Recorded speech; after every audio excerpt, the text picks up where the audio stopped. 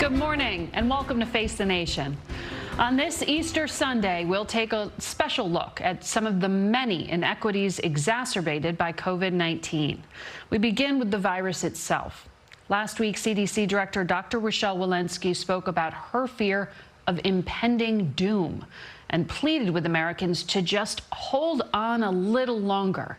The CDC also gave vaccinated Americans a green light for air travel, but the TSA reported the highest number of airline passengers since the pandemic began. 18% of Americans have been fully vaccinated. Case numbers are still rising in 27 states and Washington, D.C. In some of those places, the largest number of new cases is among children for the first time. We want to begin with former FDA Commissioner Dr. Scott Gottlieb. He sits on the board of Pfizer, and he joins us from Westport, Connecticut. Good morning to you. Good morning. Doctor, we are vaccinating 4 million people a day, but when you look at the infection levels, do you see a fourth wave? I don't think it's going to be a true fourth wave. I think we've probably delayed the point at which we can get this behind us for the summer, but we haven't forestalled that opportunity. I think with the rate of vaccination that we're having right now, we're vaccinating, as you said, 4 million people a day. I think that's probably going to reach 5 million people a day.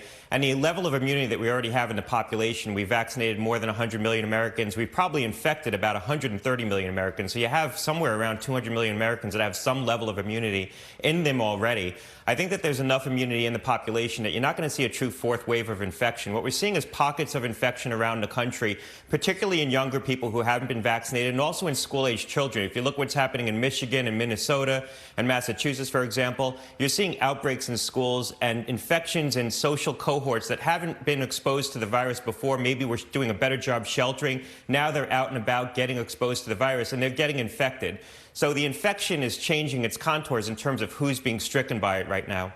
You had long been a proponent of reopening for in-person learning. Given what you're seeing now, do you think schools need to shut back down?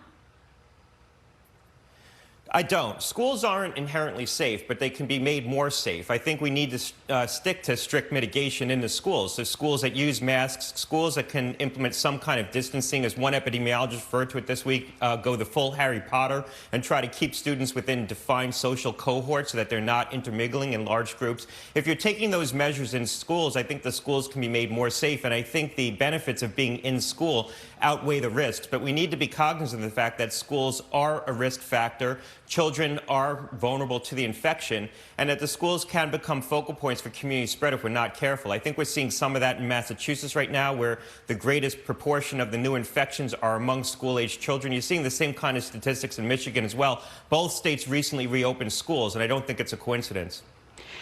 Dr. Fauci has said on this program, first quarter of 2022 for vaccinations. And then this week, he said by the end of this year, we should have enough information to safely vaccinate kids of virtually any age.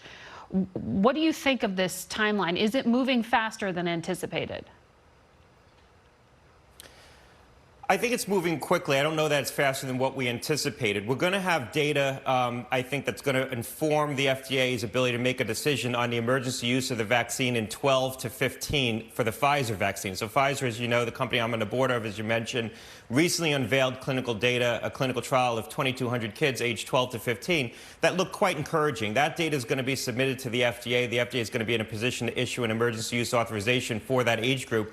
I think that could potentially come in time to have the vaccine available for 12 to 15 before the school year. And I think the way to think about trying to vaccinate children is vaccinate different social cohorts. Do we vaccinate high school age kids? Right now, the Pfizer vaccine is approved down to 16, so that gets you into the high school age set. Do we start to vaccinate into the middle school? ACIP's ultimately going to have to, the advisory committee to CDC, which is ACIP, is ultimately going to have to make a recommendation on where they think the vaccine should be used in children. And they're going to think about it in terms of the social networks and the social cohorts where they want to introduce the vaccine. High school being the most obvious, and perhaps middle school. But I do think we're going to be in a position to vaccinate 12 and above before the fall. I think younger than that could take more time because you're going to want to test a lot of different doses to try to find the lowest possible dose that still is providing a robust immune response to kids.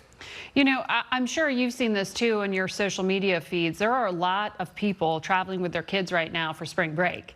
People who didn't celebrate Christmas are celebrating right now, even though Dr. Fauci on this program said it is high risk to walk into an airport.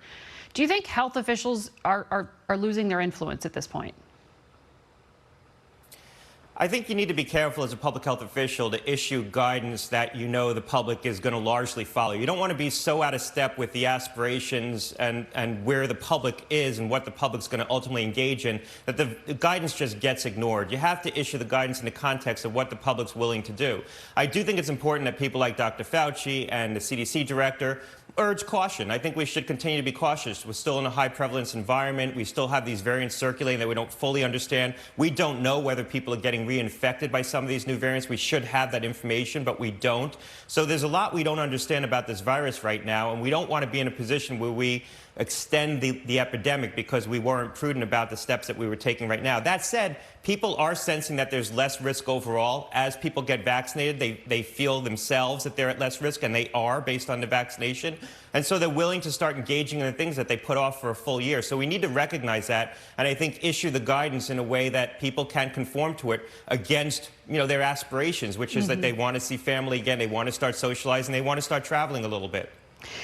Last night, Johnson & Johnson said it would assume full responsibility of vaccine manufacturing at this plant in Baltimore that apparently ruined about 15 million doses of a COVID vaccine.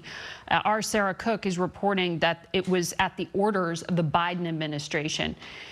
Any headline like this hurts confidence. How significant is this problem?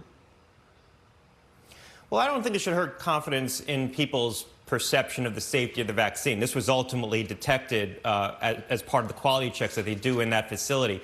I don't think they should have been manufacturing two different viral vector vaccines in the same facility. Viruses are sticky, their genomic material transfers easily. We saw this with the CDC in terms of their failed rollout of their diagnostic tests because they were manipulating too many viruses in one facility, and there was some cross-contamination. It does appear to be the case that some component of the AstraZeneca vaccine, which they were also manufacturing in this facility, got into the Johnson & Johnson vaccine. That is the public reporting from officials in the administration. Yeah. They shouldn't have been doing that in the same facility. I think what this underscores is we just don't have a lot of excess biomanufacturing capacity in this country that we had to use that one facility to do these both things.